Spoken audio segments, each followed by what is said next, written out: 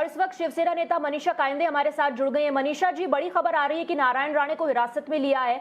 Anticipatory bell की कोशिश वो कर रहे थे, लेकिन वो खारिज हो गई।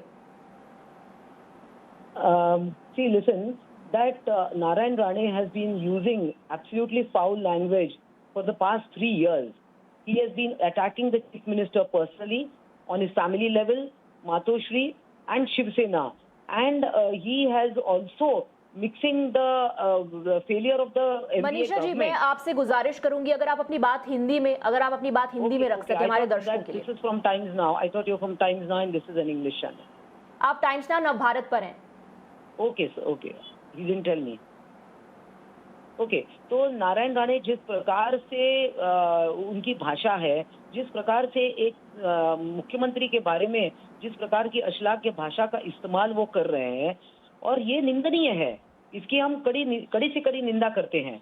और इस प्रकार से जन आशीर्वाद यात्रा निकालना, यहाँ पर कोरोना के परिस्थिति में सभी नियमों का उल्लंघन करना, मुख्यमंत्री के बारे में बेतुकी बातें करना, और ये उनको शोभा नहीं देता। और ये जो बात उन्होंने माननीय उद्धव जी के बारे में कही है, तो ये बिल्कुल ही शिवसैनिक इसको मतलब सुनने के पक्ष में नहीं है, सुनेंगे नहीं। और ये जो वातावरण हुआ आज, वो पूरी तरह नारायण राणे और भारतीय जनता पार्टी इसके लिए जिम्मेदार है। और आगे जो कुछ भी प्रक्रिया होगी जी। मनीषा कायंदे जी, थोड़ी देर पहले हम अरविंद सावंत जी से बात कर रहे थे। वो चाहते हैं कि प्रधानमंत्री इस पर स्पष्टीकरण दे। क्या शिवसेना का रुख ये है कि हिरासत में लिया जाना या नारायण राणे को गिरफ्तार करना काफी नहीं है? नहीं, देखिए, वो अपना स्टेटमेंट वापस भी ले सकते थे, माफी मांग सकते थे, मगर जब वो जानबूझ के ये सब कर रहे हैं, स्लिप ऑफ द टंग है, तो हम समझ सकते हैं कि उन्होंने तुरंत ही कह दिया होगा कि भाई मेरी जबान फिसल गई।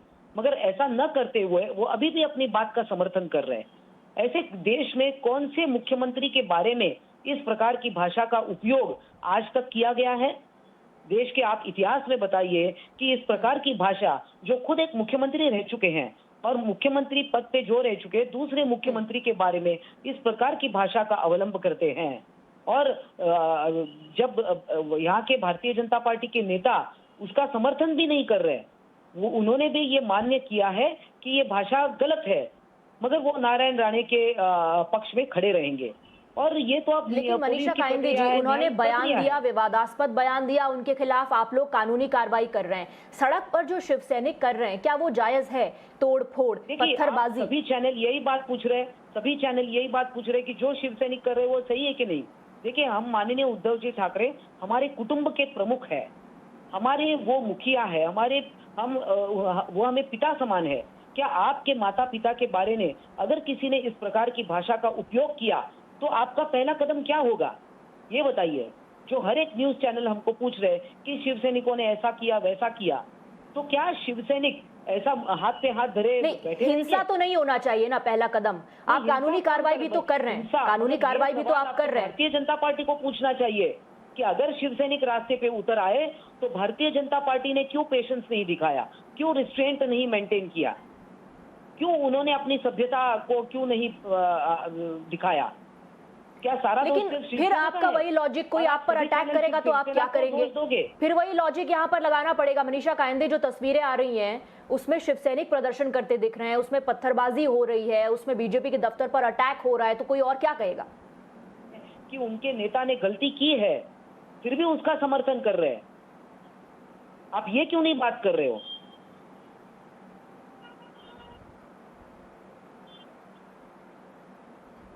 मनीषा कायंदे, ये बात तो खुद देवेंद्र फडणवीस ने कही प्रेस कॉन्फ्रेंस करके। देवेंद्र फडणवीस कह रहे हैं कि संयम बरतना चाहिए था नारायण राणे को, मुख्यमंत्री के बारे में इस तरह की बात नहीं करनी चाहिए थी।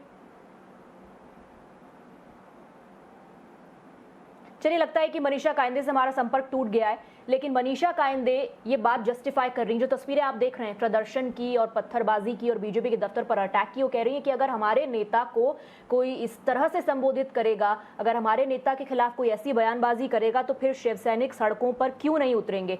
अब देखिए, सरासर ये गुंडागर्दी है जो आप देख रहे हैं। वहां पर इक्का दुक्का आपको पुलिसकर्मी भी नजर आएंगे, लेकिन भीड़ इतनी ज्यादा थी कि वो इक्का दुक्का पुलिसकर्मी भी क्या कर पाते।